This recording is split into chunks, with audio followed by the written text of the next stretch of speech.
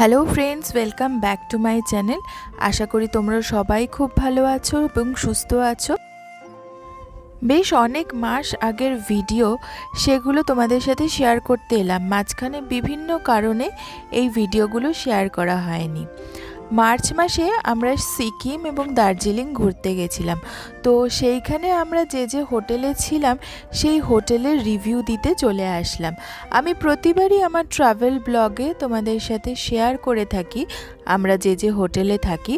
তো এইবার একটু দেরি হয়ে গেল, তো চলো শুরু করা যাক। রাভাংলাতে আমরা দ্য বারফাং রিট্রিটে ছিলাম। তো এটা রাভাংলা থেকে বেশ খানিকটা নিচুতে। ঢুকেই প্রথমে এখানে রিসেপশন।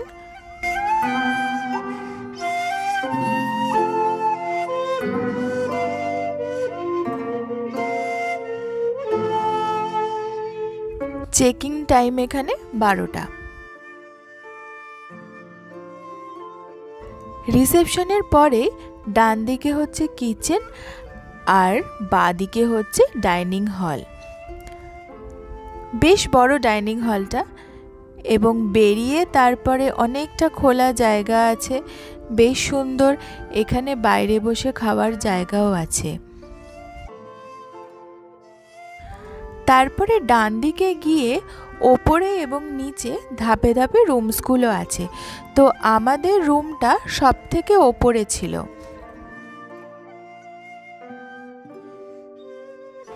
ভিডিওটা তোমাদের সাথে একটু ডিটেলসেই শেয়ার করছি, যাতে তোমাদের বুঝতে সুবিধা হয়, তার জন্য।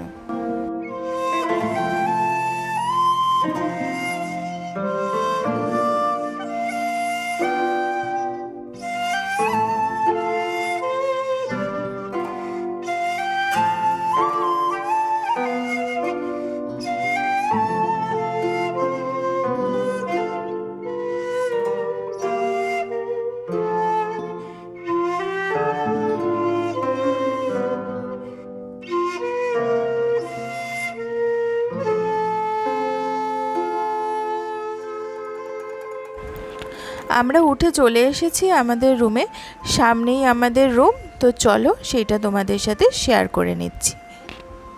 ঢুকে যে জায়গাটা আছে, এটা কমন জায়গা, এখানে বসে খাওয়া যেতে পারে। কিন্তু এটা কমন জায়গা বলতে এই রুমটা আমাদের দিয়েছে, আর এই পাশে একটা রুম আছে। এই রুমের লোকেরাও চাইলে এই জায়গাটা ইউজ করতে পারে। তো এখানে আরেকটা ব্যালকনি আছে। এখানে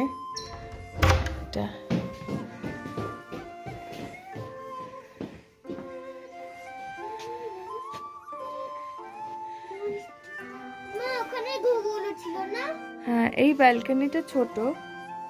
তো তারপরে এই আমাদের বেডরুম, এখানে ঢুকে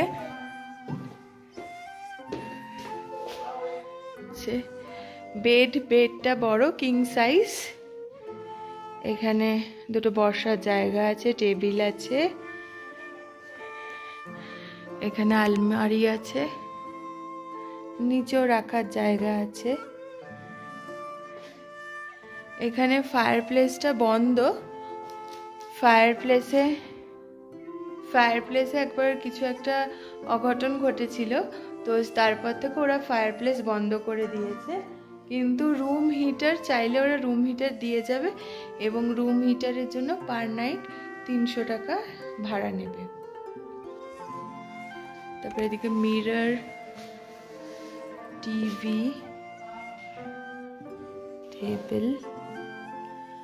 আচ্ছা, বাথরুমটা দেখে আই।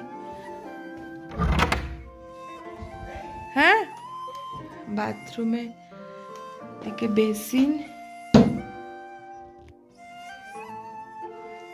কমোড, যে শাওয়ার এরিয়া। এদিক থেকে প্রকৃতি দেখা যেতে পারে, এই যে। তো যাই হোক, এখানে বাথরুমে অ্যাজ সাচ কিছু দেওয়া নেই, শুধু ওই হ্যান্ড ওয়াশ আর ওই শাওয়ারের ওইখানে শাওয়ার জেল আছে। এছাড়া এমনিতে যে ব্রাশ পেস্ট সেইগুলো কিছু নেই। এবারে ব্যালকনিটা দেখাই।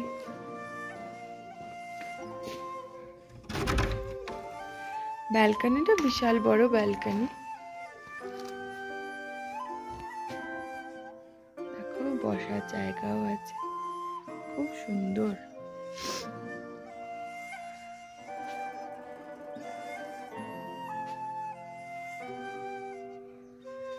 এখান থেকে নিচেও এগুলো এই রিসর্টেরই অংশ, এরকম ধাপে ধাপে নেমে গেছে, রুম আছে বিভিন্ন।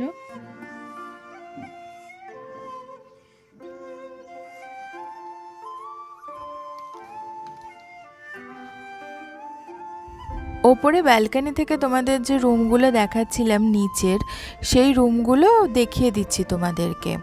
তো সেই জন্যই এখন নিচে নেমেছি ওগুলো তোমাদেরকে দেখানোর জন্য।